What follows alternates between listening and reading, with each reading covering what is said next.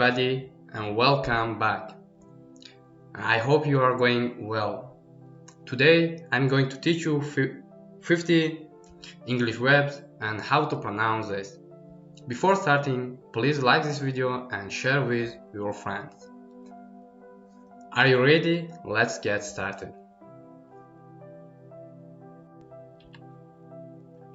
B بودن. have داشتن. go رفتن. think فکر کردن. talk صحبت کردن. speak صحبت کردن. فرق speak و talk بچه ها در این است که بسیارتر talk ما صحبت نکنیم با یک شخص با یگان شخص. speak را ما زیادتر در معرفی کردن زبان خود، یعنی ما با کدام زبان صحبت نکنیم. we speak English مثلا برای معرفی کردن زبان خود یا اینکه با یگان چی صحبت کردن. read خواندن. take گرفتن. give دادن، یگان چیز رو به دست دادن. give. come آمدن، برگشتن.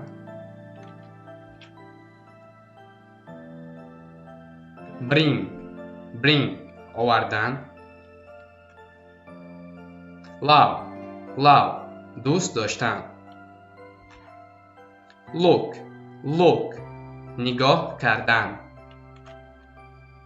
listen گوش کردن یا اینکه گوش دادن. hear شنیدن. بچه ها فرق listen با hear. listen بچه ها این گوش دادن، یک موزیک را گوش کردن یا اینکه به یک حرف یک شخص گوش دادن یا اینکه فرمان بردن. hear بچه ها این برای آواز رسا است. مثلا can you hear me، مثلا تو من رو میشنوی، آواز من رو شنیدن. این برای این است، یعنی آواز رو شنیدن نه شنیدنش.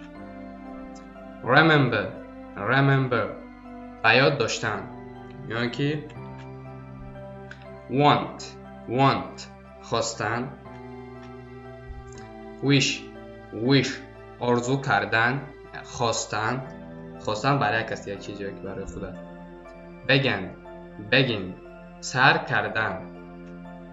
start سر کردن، آغاز کردن. stop من کردن، بس کردن. finish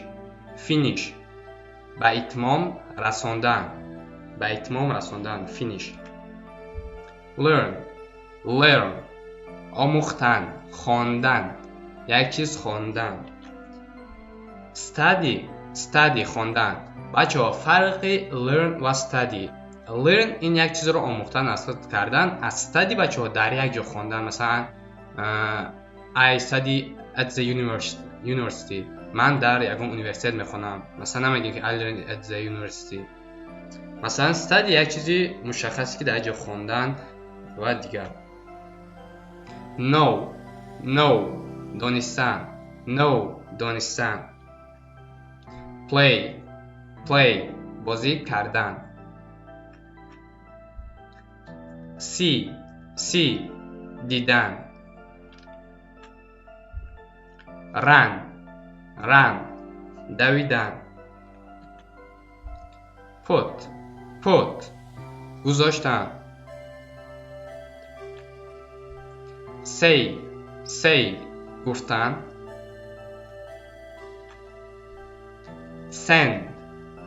send ارسال کردن، روان کردن. like محقول کردن.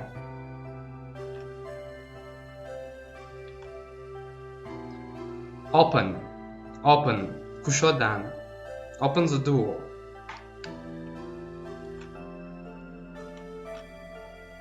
close پوشیدن، محکم کردن.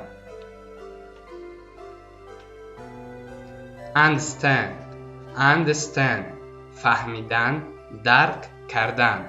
It's useful web. stand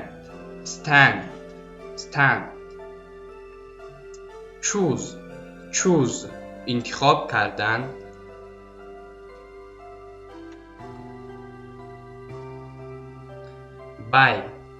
buy خرید کردن. I will buy a car.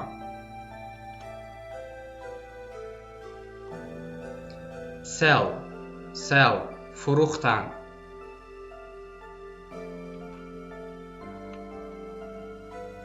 make ساختن کردن. بچه ها make ساختن کردن و ترجمهش مثال ساختنش به مانند چی که مثلا my grandmother made a dress for me. مثلا مادرکران بیبی من مثلا برای من یک لباس دوخت، مثلا ساخت. یعنی my grandmother made a dress for me. made زمان گذشته ای make می باشد. do انجام دادن کردن یگان کار. do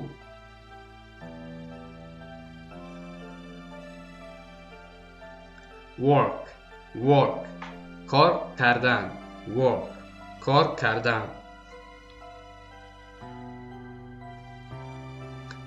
cook پختن.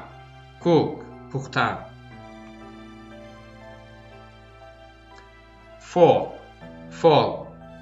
افتیدن. اگر خطا نکنم در انگلیسی امریکایی مثلا در امریکا fall باز یک ترجمه دیگر دارد که تیرمو هست. بخیال من اگر فهمش نکرده باشم fall بله تیرمو میشه در انگلیسی امریکایی. meet واخوری کردن.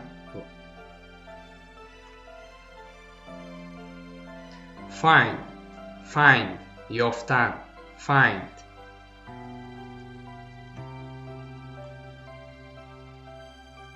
touch دست زدن، دست رسوندن.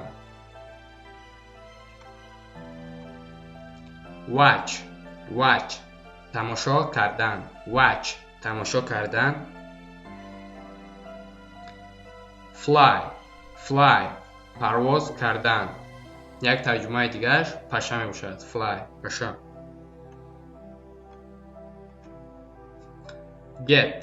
get گرفتن، به دست آوردن.